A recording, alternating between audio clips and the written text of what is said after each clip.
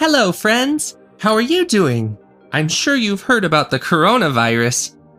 Do you know what it is? Sure you do! Everyone is talking about it!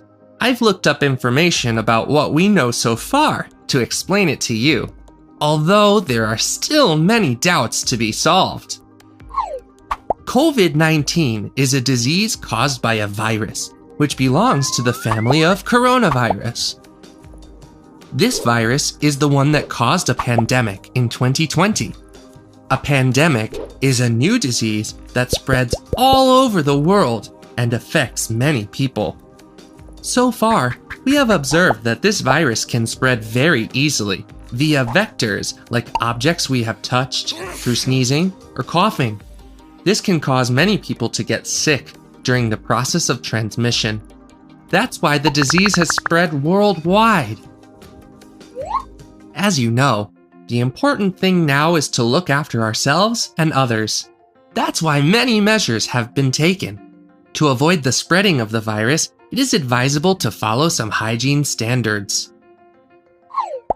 Wash your hands very often or use hydroalcoholic gel.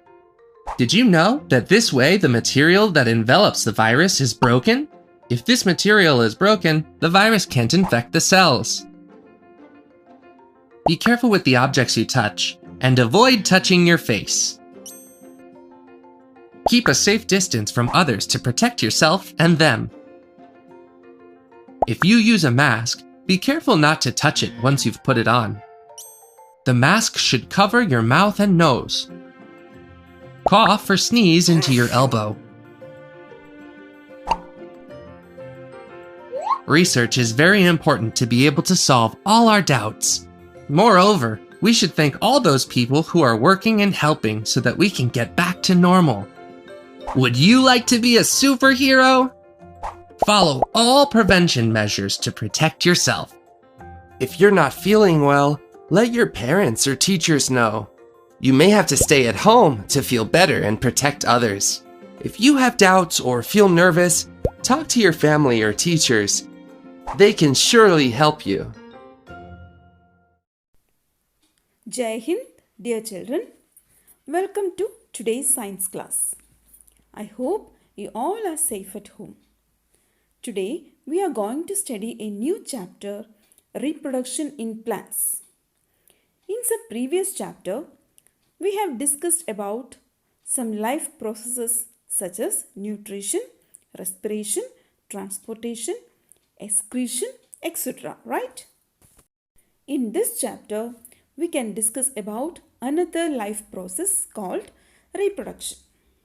You have already learned in 6th standard that reproduction is the production of new individuals from their parents, and it is essential for all living organisms for the continuation of their own species on earth.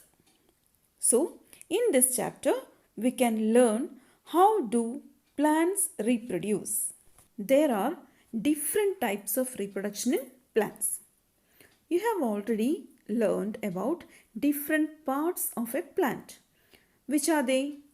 Most of the plants have roots, stems and leaves and are called vegetative parts of the plant. Other than these parts, the flowering plants bear flowers also. For example, if we take mango trees, we can see them flowering in spring season. Later, during the summer season, these flowers develop into fruits. We eat these juicy fruits and throw away the seeds, right? But if we sow these seeds, these germinate and produce new mango plant. From this, what you understood? The flowers play a major role in the reproduction of a new plant, isn't it? So we can say that flowers are the reproductive parts of a plant, and leaves, stem and roots are the vegetative parts of a plant. Okay. Other than flowers, there are several ways by which the plants reproduce. So, these are categorized into two types: asexual reproduction and sexual reproduction. In asexual reproduction, plants can give rise to new plants without seeds. And in sexual reproduction, new plants are obtained from the seeds which are developed from the flowers. Now, children, have you ever observed how sugarcane, potato, rose plant, etc. reproduce their young ones? Do they produce seeds? No, isn't it? Then how they reproduce? Let us study that. First, we can learn about asexual reproduction in plants. There are different methods by which plants reproduce asexually. They are vegetative propagation, budding, fragmentation, and spore formation. First, we can discuss about vegetative propagation. What is vegetative propagation? It is a type of asexual reproduction in which new plants are produced from roots, stems, leaves, and buds. That is from the vegetative parts. Since the reproduction is through the vegetative parts of the plant, it is known as vegetative propagation. Now, let us discuss about how plants are produced by vegetative propagation. If we take rose plant, even if it is a flowering plant, it will not produce seeds, right? We can produce new plants by cutting the branches of rose plants with nodes and planting it in the soil.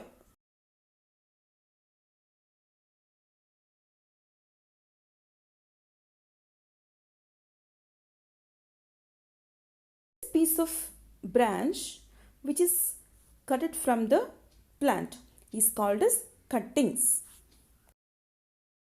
Plants like sugarcane, banana, grape, etc. are also propagated by stem cuttings.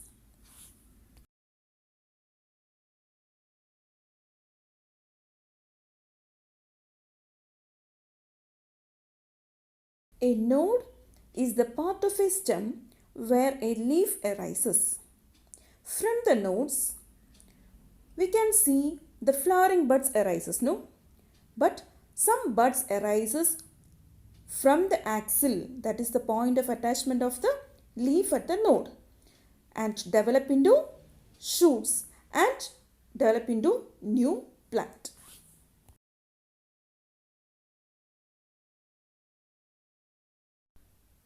These buds are called vegetative buds, and this bud consists of short stem around which immature leaves, small leaves are present, and these vegetative buds can give rise to new plant. Plants like potato, ginger, turmeric, etc. propagate new plants from the buds in stems.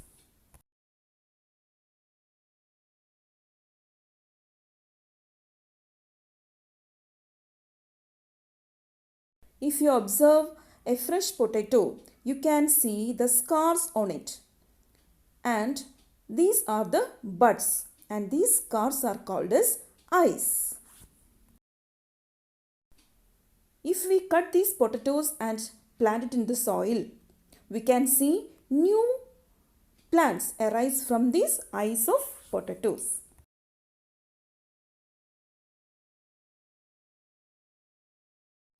Roots of some plants can also give rise to new plants.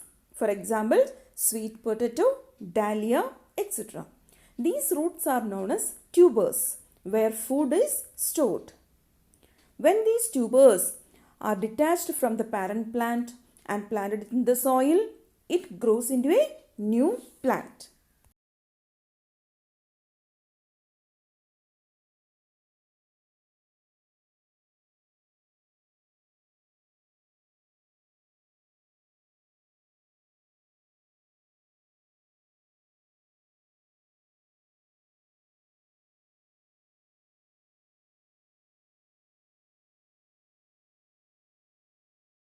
See children, this is a bryophyllum plant.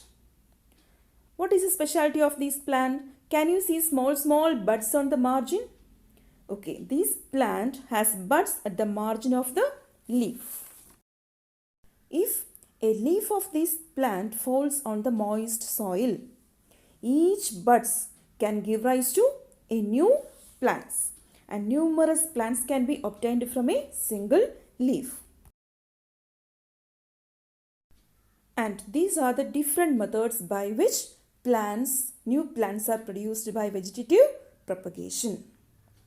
And there are so many advantages of this vegetative propagation. Vegetatively propagated plants take less time to grow and bear fruits and flowers earlier than those plants produced from the seeds. The next one is the new plants are exact copies of the parent plant as they are produced from a single parent. And from a single parent, so many plants can be produced by vegetative propagation. Another method of asexual reproduction is budding. Have you heard about yeast? It is a unicellular organism which belongs to fungus and can be seen only under the microscope. They grow and multiply every few hours if sufficient nutrients are supplied. Let us see how they grow and multiply by an activity.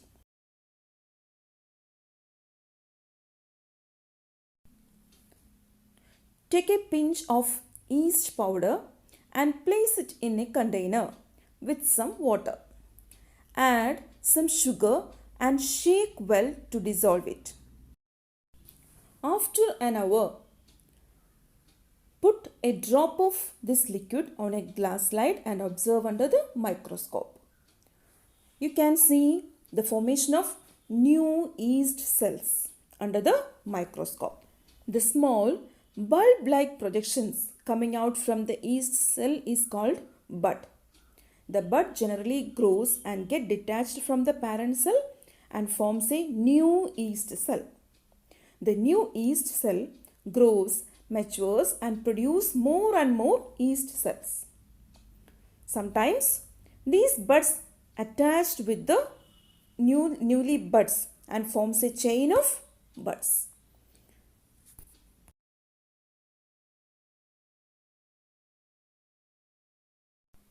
Fragmentation is another method of asexual reproduction. Have you ever observed the slimy green patches on ponds or in other stagnant water bodies? Yes, these green structures or patches are called as algae. When sufficient water and nutrients are available, the algae grows and multiply rapidly. If we take an example, Spirogyra is a multicellular algae. This Spirogyra breaks up into 2 or more fragments at maturity. And these fragments or pieces grows into new Spirogyra. Another method of asexual reproduction is spore formation. Have you ever observed what happens to a piece of bread when kept in warm, moist condition for a few days? We can see green or ash colored patches developing on it, no? Do you know what are these patches? These are fungi growing on the bread. These are thread-like structures called hyphae. From this hyphae, there develops a stick-like structure with a projection at the tip called sporangia. Inside the sporangia, there develops reproductive structures called spores. And these spores are covered by a hard protective coat to withstand the unfavorable condition such as high temperature, humidity, etc. So, they can survive for a long time with this protective coat. When favorable condition occurs, this spore germinates and develops into new individual. The plants such as moss and ferns reproduce through these spores. So, these are the different methods by which plants reproduce asexually. So, I hope all of you understood the contents that we have discussed today. Now, read the textbook thoroughly after watching this video and prepare the notes. Thank you.